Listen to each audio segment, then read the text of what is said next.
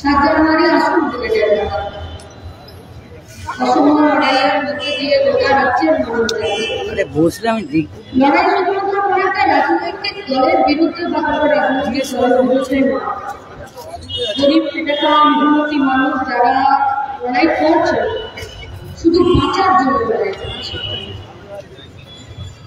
বাঁচা মানে কেমন বাঁচা?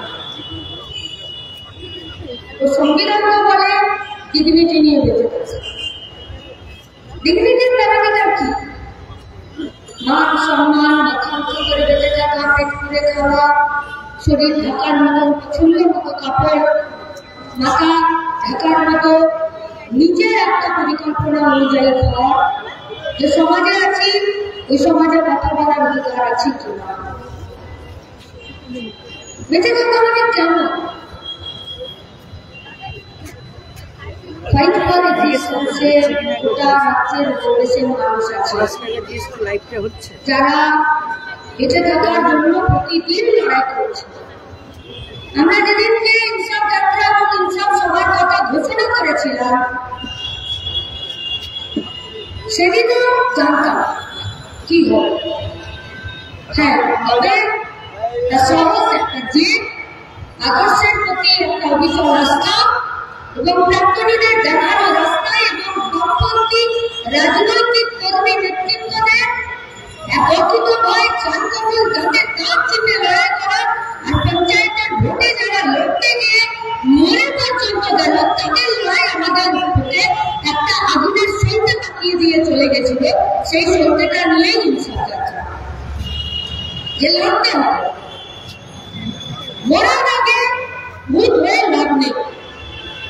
যদি মরতেই হয় তাহলে লড়াইয়ের ময়দানেই মরব। যদি বাঁচতে হয় তাহলে লড়াইয়ের ময়দানে জিততে এসেই আমাদেরকে গোটা রাজ্যের মানুষকে এক অন্য দিক, অন্য দিশা আমাদেরকে দেখাতে হবে।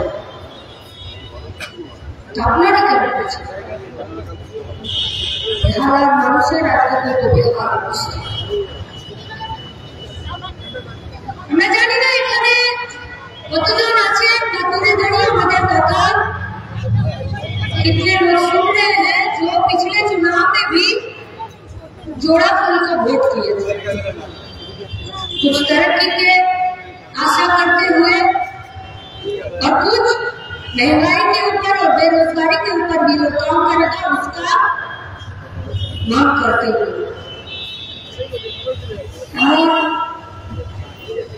ভোট আমরা দিলাম বেহালার মানুষেরা, আমরা বামপন্থীরা যারা আমরা বলেছিলাম সেদিন আমরা বলেছিলাম ভোট দেবেন। ইনসাফ সভার আগে যদি খুব ভুল না করি বলে এখানে আরো একটা সভা হয়েছে, তাই তো বলবেন। তখন আমরা বলেছিলাম যে আমরা অধ্যক্ষের বিরুদ্ধে লড়াই করতে যাচ্ছি। কেন লড়াই হবে? ততদিন পর্যন্ত রাজ্যের প্রাক্তন শিক্ষামন্ত্রী পার্থ চ্যাটার্জি বান্ধবীর সঙ্গে জেলে ঢাকাচ্ছিল কিনা আমার মনে পড়ছে না। আমরা বলেছিলাম যে অধ্যক্ষের বিরুদ্ধে আমরা লড়তে যাচ্ছি। যে অধ্যক্ষের নিয়ে আমাদেরকে প্রশ্ন করেছিলেন কতজন কর্মচারী বসে আছে রাস্তা অবরোধ করে, যার জন্য তোমরা আমার সাথে কথা বলতে এসেছিল। দাঁতের ভাগে একটা কথা বলেছিলেন যে বোধ 10,000 জন। বলেছিলেন যে আমি তো শুনেছি 1 লাখ লোক নাকি পরীক্ষা দিয়েছে, লাখ লাখ লোক, মাত্র 10,000 জন লড়তে এসেছে। আমরা বলেছিলাম আপনি কি বলছেন বলুন। উনি বলেছিলেন যে আমি কিছু বলছি না, যা বলবেন উপরওয়ালা। আর পিছনে হাত দিয়ে দেখিয়ে দিয়েছিলেন মাননীয় মুখ্যমন্ত্রী মমতা ব্যানার্জির ছবি, যে উনি যা বলবেন তাই হবে, উনি যা বলবেন তাই। আজকে পশ্চিমবঙ্গে লড়াই আন্দোলনের মাটি থেকে পুরো ফ্যামিলি প্যাকেজ আর শুধু ফ্যামিলি প্যাকেজ না, পরকীয়া প্যাকেজে জেলে আছে যারা আমাদের চাকরি বিক্রি করেছিল। এবার আপনাদের কাছে আমাদের প্রশ্ন, আপনি ভোটার, আপনি টাকার জোগানদার, আপনি আপনার ওদেরকে জেলের ভিতরে ভাত খাওয়ানোর জন্য ভোট দিয়েছিলেন না ট্যাক্সের টাকা দিয়েছিলেন? যদি নিজের প্রতি ঘৃণা লাগে, যদি নিজের ভোটাধিকার সঠিকভাবে প্রয়োগ করতে পেরেছিলেন কিনা বা সঠিক জায়গায় প্রয়োগ করতে পেরেছিলেন কিনা সেই ব্যাপারে समय अगर सामने आया है तो आइए 7 जनवरी ब्रिगेड पैरेड ग्राउंड में आप लोगों से फिर से बात करें। आगे हवाई चप्पल छोटी जुतोर একটা কোন কোম্পানি আছে সম্ভবত রতন वो भी ऐड देता है पैरों का सुन মানে তা কি বলতে চাইছে সেটা শুনে তুমি চটি জুতো তৈরি করো গোটা রাজ্যের মানুষ ঠাকুর আবার শোনার জন্য উদ্গ্রীব হয়ে আছে। আমরা যখন 50টা দিন রাস্তায় হাঁটলাম তখন জলপাইগুড়ির চা বাগানের একটি 18 বছরের মেয়ে যে দুবার গ্যাং রেপ হয়ে গেল তার কথা শোনার জন্য উঠে যাচ্ছে কেউ নেই। সেখানকার এমএলএ তো বিজেপি আর রাজ্যের পুলিশ মন্ত্রী বাঁচে না বলে রাজ্যের মুখ্যমন্ত্রী তাহলে আমাদেরকে কেন আলাদা করে বলতে হবে कि तृणमूल और भाजपा में सेटिंग है उसका काम तो आज ये बोल रहा कि আপনাদের কাজ আমাদের বেঁচে থাকার বিরুদ্ধে আমাদের মান সম্মানের বিরুদ্ধে আমাদের রুটি রুজির বিরুদ্ধে। আমরা প্রশ্ন করতে চাইছি এসএসকেএমে কি তাহলে কোনো যোগ্য ডাক্তারবাবু নেই যারা এর ট্রিটমেন্ট করতে পারছে? তাহলে কি তারা প্রত্যেকে অপদার্থ? তাহলে কি ডাক্তারবাবুদেরকে আপনারা গালিগালাজ করছেন?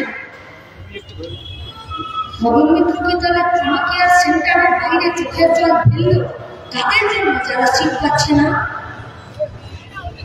আজ আমরা বলছি আজ 2 জানুয়ারি 2024 যে মিডিয়া মুখের ডাকাতি ডাকানোর আমাদের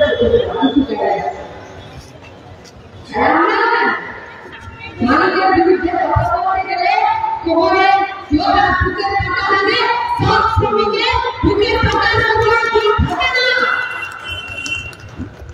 সামর্থ্যের ভোট যদি আছে আমরা চ্যালেঞ্জ করছি ব্রিগেড গ্রাউন্ড 7 জানুয়ারি দেখাতে হবে না।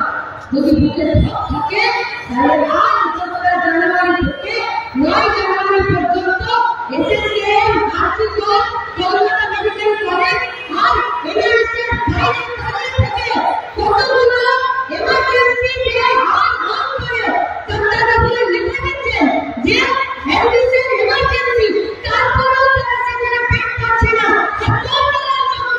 প্রতিদিন এই কলকাতাতে যারা সরকারি হসপিটালে বেড করে দেওয়ার জন্য যারা ঘুষ টাকা ঘুষ দিচ্ছে যদি পারেন যদি ভোট আছে মিডিয়াকে চ্যালেঞ্জ করে বলছি সন্ধ্যাবেলা 1 ঘন্টা বা 3 ঘন্টা যাবেন আমরা সেন্সিটিভ লেভেলে দেখতে হবে।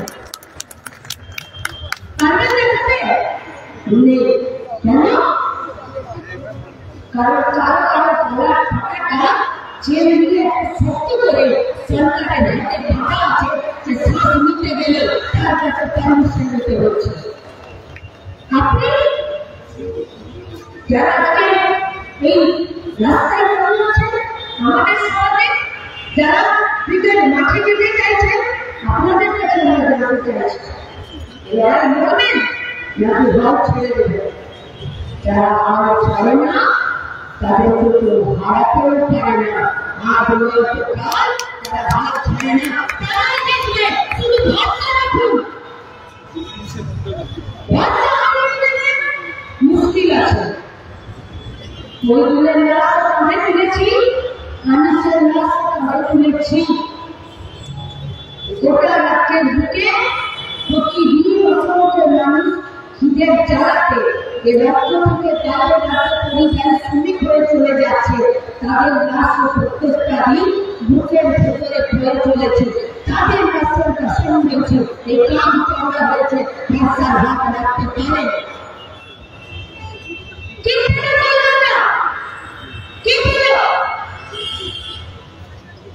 सरकारी कर्मचारी के दिए इससे ये बात होने पर कोलकाता रास्ते राज्य मुख्यमंत्री हमसे चाहे যে টিআরএস সরকারি কর্মচারীদের অধিকার কি অধিকার নয় এই বিষয়ের উপর ফিরে যেতে হবে। আর তার জন্য সন্ধ্যাবেলায় আমাদের প্রতিবাদ করতে হবে। কেন কিসের জন্য? কেন হয় জানেন? যে কারণে 500 টাকা জিতে যুদ্ধ খেতে হয় ঠিক সেই কারণে এই চর্চাগুলো আবার টিভির পর্দায় আছে। যেমন প্রতি বছর নির্বাচনে ফিরেছিলেন যে মহিলা, তাকে পুলিশ জিজ্ঞেস করেছিল, মিডিয়া জিজ্ঞেস করেছিল যে কেন তাকে যুদ্ধ ছুড়ে মারলে, কেন মারবো না, তার কথা বলতে পারেন কেন মারবো না, মিডিয়া জিজ্ঞেস করেছিল পার্থবাবুকে, সেই মহিলা বলেছিল পার্থ চ্যাটার্জিকে, এই যে হচ্ছে বাংলা সিয়াল, আরেকটা হচ্ছে বাংলার লোকেরা, তারা বলে লোকের ধর্মের চুপ থাকে। সেইটা প্রতিটা দিন 50টা দিন 200 মাটিতে থেকে বাংলার সাহসকে প্রত্যেকটা মনের করে আমরা নিজেদেরকে ভেবে রেখেছি। আসুন সাবধান বাড়িতে ওই সাহসের চোখ আপনারা আপনাদের বুকে সাহসের মনটা আমরা ভাবতে আমরা এই জন্য এই যে গোটা দিন রাস্তাতে যে গোটা লোকসভা কেন্দ্রে দুদিকে তৃণমূল রাজনীতি সব করে দিল, পশ্চিমবঙ্গে রাজ্য সরকার তিনটি বিষয়ে ফোন দিচ্ছে। এক, পরিবেশ, ক্লাইমেটের যে ট্রাইব্যুনাল আছে সেই ট্রাইব্যুনাল থেকে এই রাজ্য সরকারকে ফাইন দিতে বলেছে। অস্বীকার করতে পারবে নবান্ন কলকাতা থেকে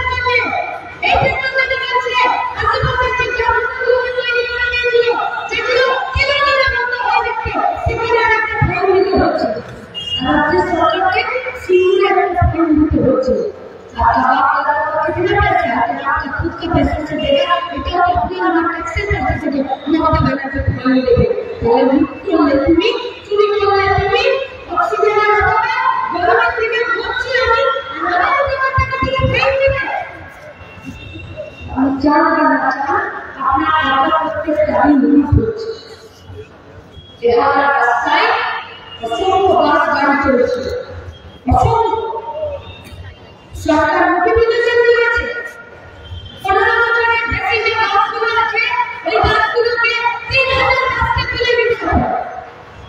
একটা বাসের দাম কত? 25 লক্ষ টাকা। কারণকে চাই যখন রাস্তা ঘাটে पैसेंजर नहीं हो तो फिर ये बस वाला उसका मालिक ड्राइवर उसका कंडक्टर और वो बस में चढ़ने वाले वो पैसेंजर लेते हैं उनको हर लोग क्योंकि गाड़ी चार बसे छिलो প্রতিদিন ক্যামেরা দিচ্ছে সরকার নোটিফিকেশন বের করলো 15 বছরে পুরনো বাসগুলোকে বেচে দিতে হবে 3000 বাস বেচে দেবে 3000 বাস থেকে তুলে নেবে যে মালিকরা বাস তুলে নেবে সেই মালিকরা 25,000 কি 5,000 টাকায় বিক্রি হবে জিজ্ঞেস করুন 10 হাজার বের করে 10 হাজার টাকা বিক্রি করলে রাস্তায় যাবো তাতে হবে আমি যারা সরকারি লোককে বলতে পারি বিক্রি ছেলে ধরতে বিক্রি করি রাস্তার উপরে ঢুকে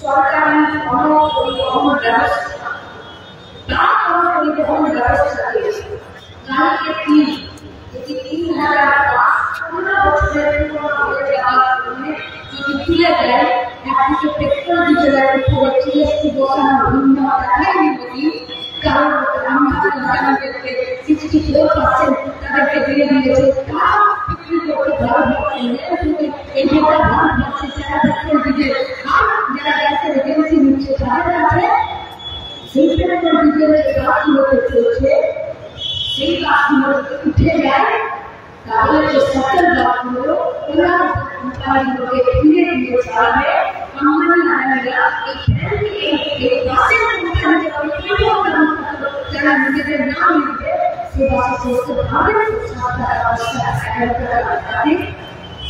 11 টাকা তাই আপনার রোজগার নেই। প্রতিদিন কন্যায় কন্যায় কারখানা বন্ধ হচ্ছে। গ্রাম পঞ্চায়েতে 100 দিনের কাজের টাকা লুট হচ্ছে, 100 দিনের কাজের টাকা বাকি আছে, মূল দপ্তর তৈরি হয়েছে।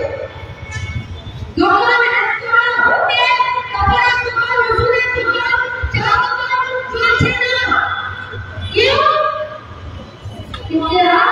অনলাইন ডেলিভারি, হোম ডেলিভারি আর অনলাইন ব্যবসা চলছে। ব্যবসা চালাতে থাকবে।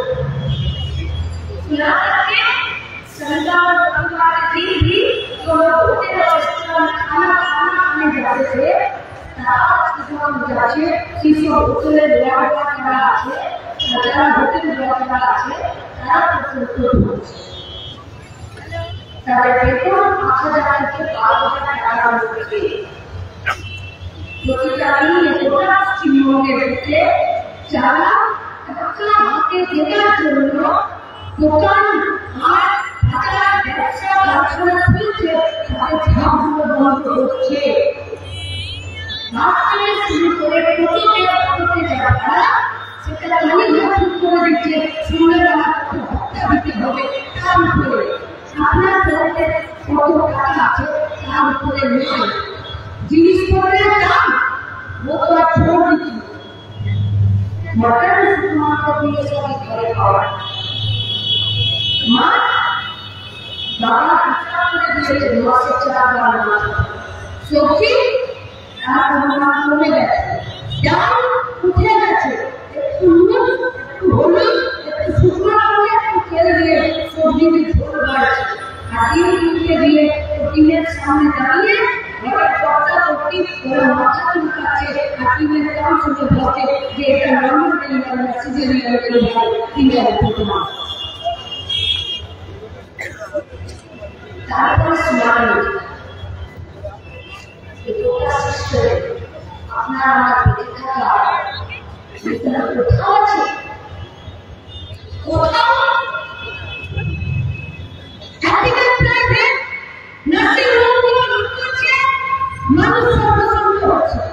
একদিকে জিনিসপত্রের দামে মানুষ সর্বসন্ত হচ্ছে, তারপরে ওদের 24 ঘন্টা চাকরি বিক্রি হচ্ছে। এমনি গোটা পশ্চিমবঙ্গের মাটিতে তার চাকরিদের জন্য হয় না।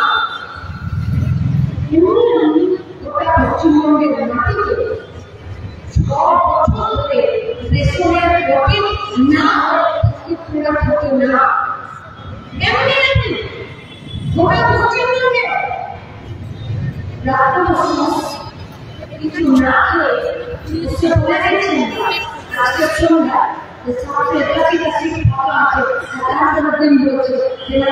ভুলে গেছিলাম এটা আপনার এটা আমার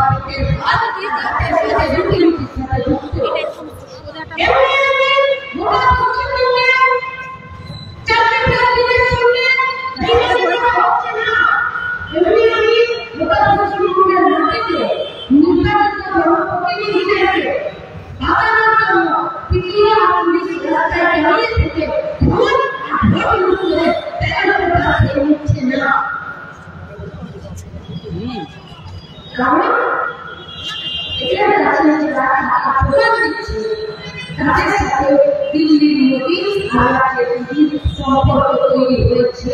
তাই আমরা গ্রামকে রাখা পাচ্ছি। আমরা বাইরে চিনেছি, আমরা বাইরে চিনেছি, আর আমরা